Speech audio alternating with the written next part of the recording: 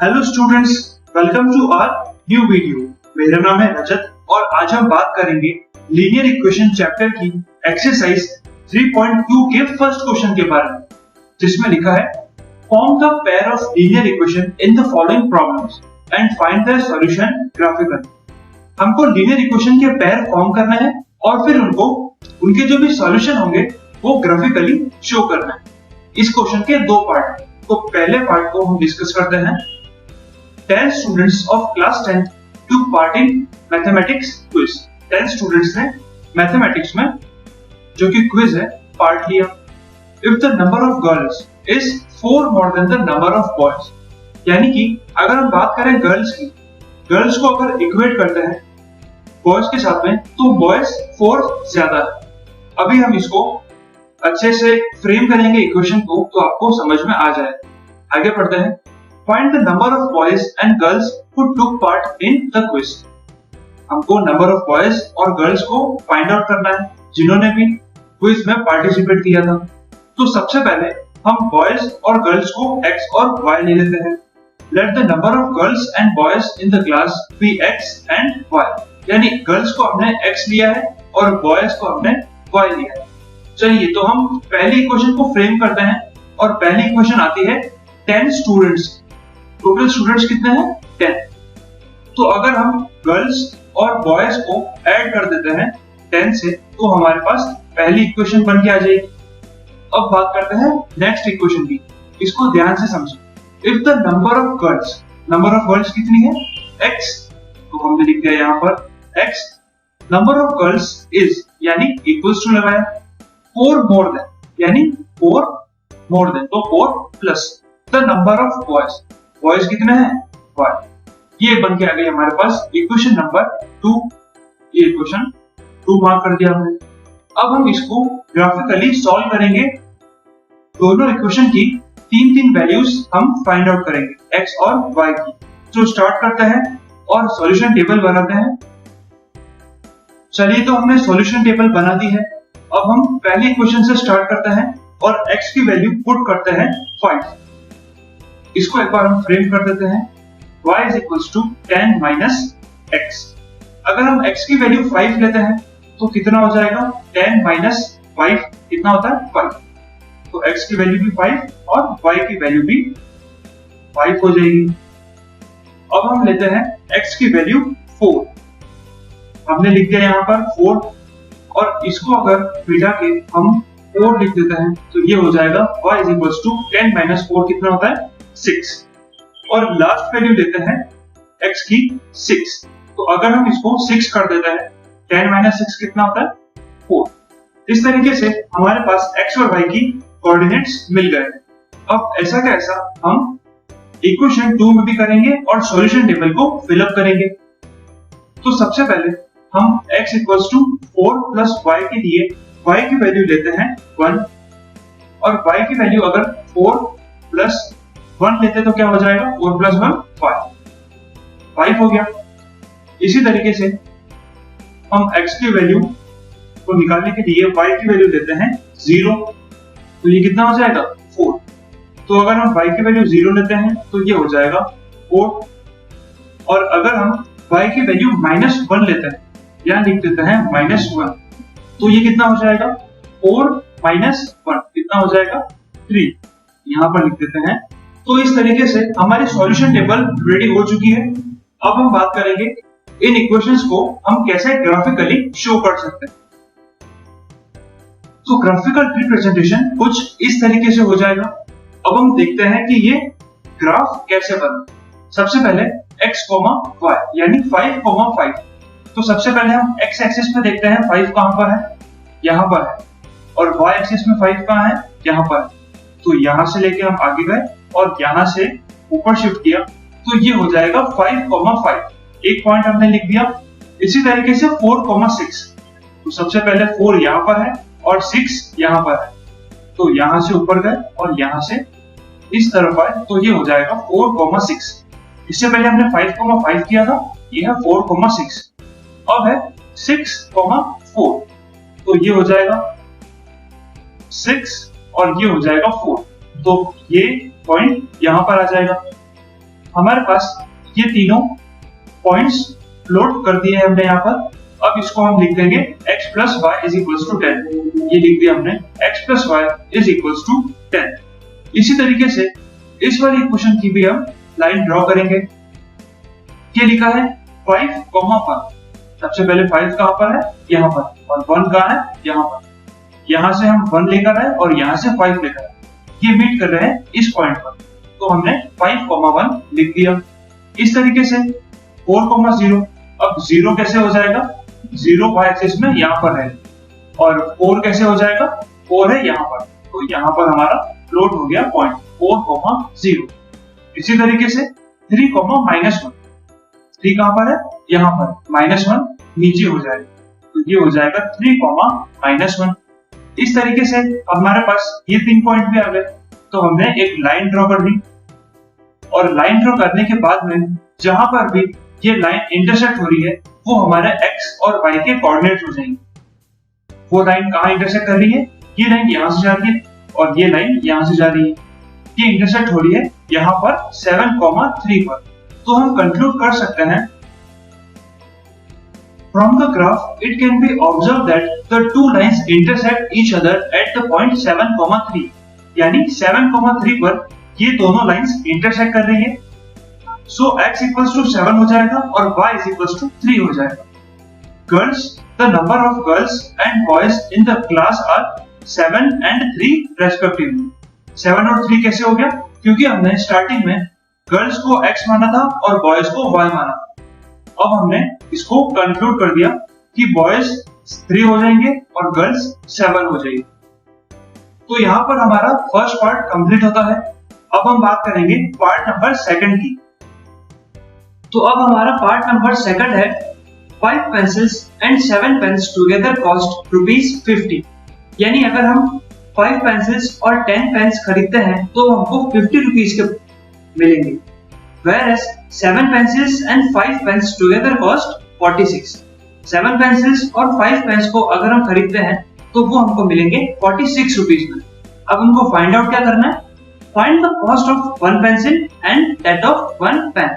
यानी कि एक पेंसिल और एक पेन को हमें फाइंड आउट करना। तो सबसे पहले हम अज्यूम करेंगे the cost of 1 pencil and 1 pen be x and y respectively. यानी कि एक पेंसिल की कॉस्ट हमने ₹x मानी है और पेन की कॉस्ट हमने मानी है ₹y।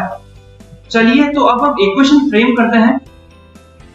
5 pencils 7 pens ₹50, तो ये हो जाएगा 5x plus 7y is equals to 50, और नेक्स्ट इक्वेशन बन जाएगी 7x plus 5y is equals to 46। ये हमारी इक्वेशन नंबर 1 है और ये इक्वेशन नंबर 2 हो जाएगी। चलिए तो अब हम यहाँ पर इक्वेशन नंबर 1 से स्टार्ट करते हैं और सॉल्यूशन टेबल बनाएंगे। उसके बाद में दोनों टेबल्स में 3 वैल्यूज x और y की पुट करेंगे और उसके बाद में हम ग्राफिकली शो करेंगे। सबसे पहले स्टार्ट करते हैं इक्वेशन नंबर 1 को और लिखते हैं 7y is equals to 50, और इस 5 को राइट साइड में शिफ्ट कर देंगे। ये हो जाएगा 5x माइनस का y is equals to 50 minus 5x, और ये हो जाएगा डिवाइड बाय 7। आई होप आपको यहाँ तक समझ आ गया है। अब हम स्टार्ट करते हैं सॉल्यूशन टेबल बनाना। चलिए तो हमने सॉल्यूशन टेबल प्रिपेयर कर ली है। अब हम x की वैल्यू पुट करेंगे इस इक्वेशन में और y की वैल्यू फाइंड आउट करके यहाँ पर लिखेंगे। सबसे पहले हम x की वैल्यू लेते हैं 3 और यहाँ पर पुट करते हैं y के यहाँ पर, तो ये हो जाएगा 50 माइनस 5 मल्टीप्लाई बाय 3 यानी x की वैल्यू, और ये हो जाएगा अपॉन में 7। तो क्या हो जाएगा आगे सॉल्व करने पर, ये हो जाएगा 5 3 15, ये 7, 50 माइनस 15 कितना होता है, ये होता है 35, और ये है अपॉन 7। तो इसकी वैल्यू आ जाएगी 7 1 7, 7 5 35। तो y की वैल्यू कितनी आ गई, 5। अब इसी तरीके से हम x की वैल्यू 10 पुट करेंगे इस इक्वेशन में। चलिए तो वैल्यू 10 पुट करते हैं x की जगह पर, यानी कि यहाँ पर, और इसको सॉल्व करते हैं। ये हो जाएगा 50 माइनस 5 10 जा 50 अपॉन में 7 है। 50 माइनस 50 कितना हो जाएगा? 0। तो आंसर कितना हो जाएगा? 0 आ जाएगा। अब हम वैल्यू लेंगे -4 और इसको सॉल्व करेंगे। सबसे पहले यहाँ पे हम 4 लिखेंगे और फिर उसको फर्दर सॉल्व कर देते हैं। -4 लिख दिया, माइनस का 4। अब इसको हम आगे सॉल्व करते हैं। ये हो जाएगा 50 माइनस ये हो जाएगा 20, 5 4 से हो जाता है 20 और माइनस माइनस हो जाएगा प्लस, ये हो जाएगा 20 डिवाइड बाय 7। 50 प्लस 20 कितना हो जाएगा? 70 अपॉन 7। तो 7 की टेबल 1 टाइम्स और 7 10 70 होता है, तो यहाँ पे आ जाएगा 10। यहाँ पर हम कर देंगे इसको 1 0 10। तो यहाँ पर हमने फर्स्ट इक्वेशन की सॉल्यूशन टेबल प्रिपेयर कर ली है।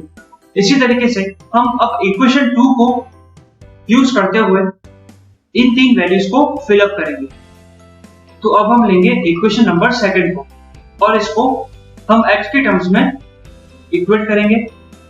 तो यहाँ पर है 7x इक्वल्स टू हम 5y को राइट साइड में शिफ्ट करेंगे साइन चेंज करते हुए। अभी ये प्लस, अब हो जाएगा माइनस का y और 7 को शिफ्ट कर देंगे डिनोमिनेटर। तो यहाँ पर आ जाएगा x, ये हो जाएगा 46 माइनस 5y डिवाइड बाय 7। ये हमने लिख दिया यहाँ पर 7। अब हम y की वैल्यूज इसमें पुट करेंगे और हमारे पास x की वैल्यूज आती जाएगी। चलिए, तो अब हम y की वैल्यू लेंगे -2 और यहाँ पर पुट करेंगे।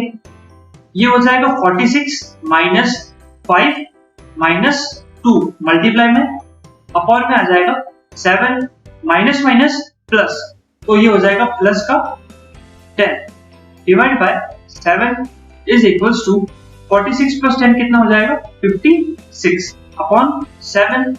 अब 7 की टेबल बोलते हैं 7 1 जा 7, 7 8 जा 56।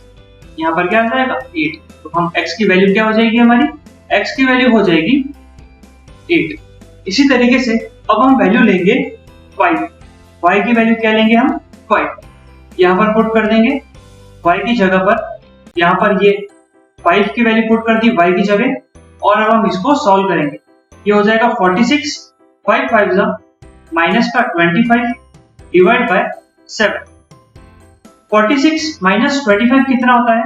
46 माइनस 25, ये हो जाएगा 1, ये हो जाएगा 2, तो हो जाएगा 21 अपॉन 7। तो कितना हो जाएगा? 7 1 जा 7, 7 3 जा 21। इसकी वैल्यू कितनी हो जाएगी? 3। इसी तरीके से एक बार हम फिर से वैल्यू लेंगे 12। ये लिख दिया हमने यहाँ पर 12। अब फिर से इसको सॉल्व करेंगे तो ये आ जाएगा 46 माइनस 12 5 से कितना होता है? 60 अपॉन 7। 46 में से 60 को माइनस करें कितना हो जाएगा? माइनस का 40 अपॉन 7। तो ये क्या हो जाएगा? 7 1 जा 7, 7 2 जा 40। आंसर आ जाएगा -2। हमने y क्या लिया था? 12 और हमारे पास x की वैल्यू क्या आ गई? -2। तो इस तरीके से हमारी सॉल्यूशन टेबल प्रिपेयर हो चुकी है। अब हम ग्राफिकली इसको रिप्रेजेंट करेंगे। तो हमारा ग्राफ कुछ इस तरीके से बनेगा। अब हम इसको वेरीफाई करते हैं। सबसे पहले लिखा है 3,5। तो हम देखते हैं 3,5 कैसे हो जाएगा। यह है x एक्सिस, यहां से हम करेंगे 3 पॉइंट्स राइट साइड और 5 है यहाँ पर। यह है y एक्सिस, y हो जाएगा 5, तो यहां से हम आएंगे 5 और यहां से आएंगे 3। तो इस पॉइंट पे मेजर करके हम 3,5 लिख सकते हैं। चलिए, अब है 10,0।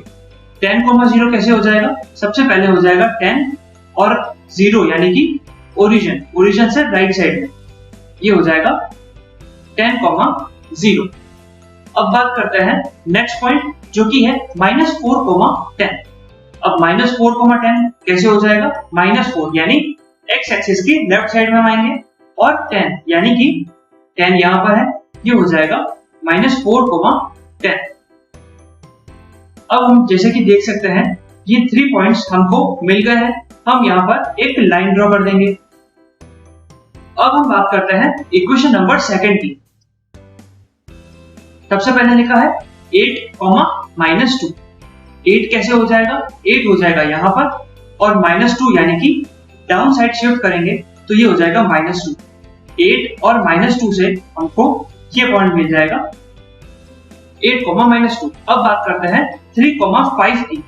3, 5 फिर से यहीं पर हो जाएगा। 3, 5 हमने लास्ट इक्वेशन में डिस्कस कर चुके हैं। अब आएगा -2, 12। -2 यहाँ पर, 12 यहाँ पर।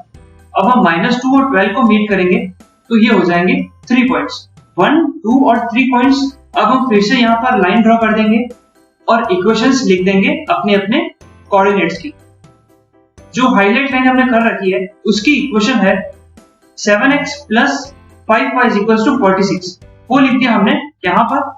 और पहले वाली इक्वेशन हमने इस लाइन पे ड्रॉ की थी तो हमने लिख दिया 5x + 7y = 50।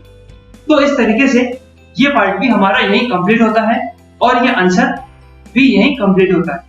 आई होप कि आपको ये आंसर अच्छे से समझ आ गया है। अगर ऐसा है तो इस वीडियो को लाइक जरूर करें, शेयर करें अपने फ्रेंड्स के साथ में। चैनल को सब्सक्राइब करना बिल्कुल ना भूलें। बेल आइकन को भी प्रेस कर दें ताकि जब भी हम कोई वीडियो डालें आप तक सबसे पहले वो अपडेट पहुंच सके।